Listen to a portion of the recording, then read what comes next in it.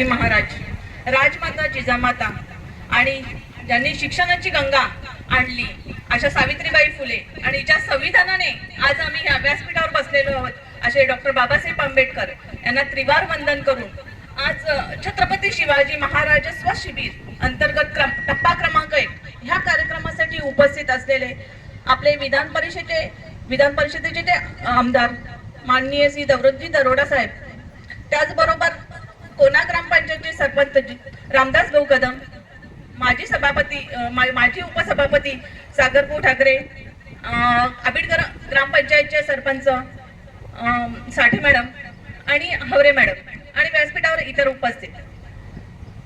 खरंच आज जो उपक्रम आयोजित केलेला आहे ह्या उपक्रमाचं जे नाव आहे छत्रपती शिवाजी महाराजस्व समाधान शिबिर. या शिवाजी महाराजांच्या नावातच, कारण शिवाजी महाराज हे नुसते योद्धे नव्हते तर ते न्यायप्रिय साम्राज्य राज्य असे शिवाजी महाराज होते. या शिवाजी महाराजांच्याच विचारधारेला अनुसरून शासनाने हे जे शिबिर आयोजित केलेलं आहे ह्या शिबिराचं खरंच आपल्या स्थानिक येथील सर्वसामान्य जनतेला त्याचा कसा लाभ घेता येईल यासाठी आपण हा कार्यक्रम आयोजित केलेला आहे.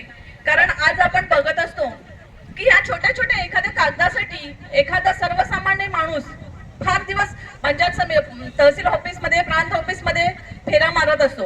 कारण आज सकाळपासून बघतोय प्रत्येक जण हातामध्ये पिशवी घेऊन प्रत्येक माझं हे काम आहे, माझं ते काम आहे, मी मागील 2 महिन्यापासून, मागील 3 महिन्यापासून, मागील 2 वर्षापासून ह्या गोष्टीसाठी फिरत आहे.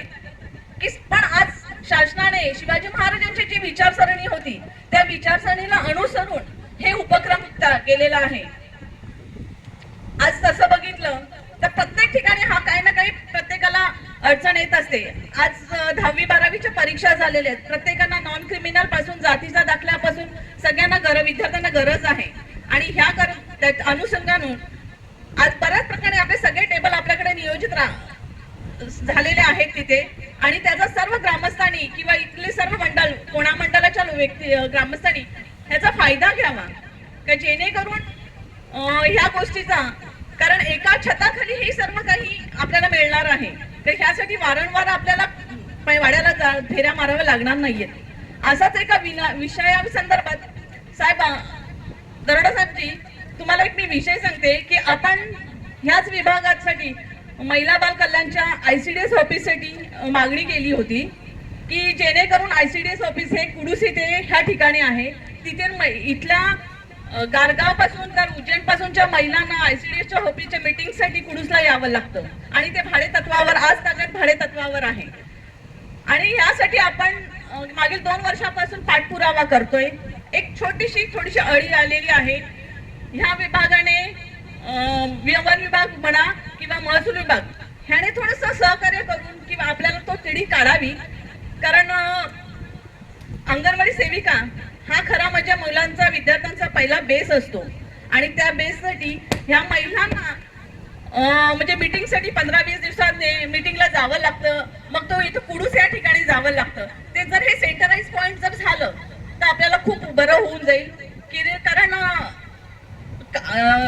चांबला वगैरे त्या साईडची येणारी महिला, गारगाव साईडनी किंवा इकडच्या कंचाट साईडनी येणारी महिला ही सेंटराइज पॉइंट म्हणून शिरीषपणा तिथे कार्यक्रम म्हणजे मीटिंगचा चांगलं नियोजन होऊ शकतं. त्यासाठी आपण या जागेची तरतूद केलेली होती. फक्त वन विभागाचं किंवा महसूल विभागाचं थोडंसं काय प्रॉब्लेम झालेला आहे विषय, आपण तो विषय मांडलेला आहे, पण तो थोडंसं सहकार्य करून आपण सोडूया आणि ते कार्य घेऊया. त्याचबरोबर एक असा विषय होता की मंडळ आहे कोना मंडळ, ह्या कोना मंडळाचं हवामान खात्याचं म्हणजे प्रदूषणाचं जे मशीन आहे ते मशीनसाठी इथे मागणी केली होती. कारण ज्या वेळेस नुकसान भरपाई होते त्यावेळेस शेतकरी वनवन फिरत असतो की आम्ही नुकसान भरपाई कुठे घेणार, आम्हाला मिळाली नाहीये, हे वारंवार होत असतं आणि त्यावेळेस ते लोक आरोग्यासाठी आम्हाला फोन करत असतात. तर त्या हवामान खात्याची मंडळाची मशीनची इथे महसूल विभागाने इथे जागा दिलेली आहे, पण आज तागायत गेले 2 वर्षापासून त्याची उभारणी केलेली नाहीये. तर तो विषय तत्काळ जवळ सोडवण्यात यावा एवढी एक माझी विनंती असेल. आणि ज्याप्रमाणे हा कार्यक्रम आयोजित केलेला आहे त्याचप्रमाणे ह्या कार्यक्रमासाठी उपस्थित असलेल्या सर्व ग्रामस्थांनी ह्या कार्यक्रमाचा लाभ घ्यावा, जेणेकरून पुढे त्यांना ह्या गोष्टीची ह्या कागदपत्राची अडचण होता कामा नये.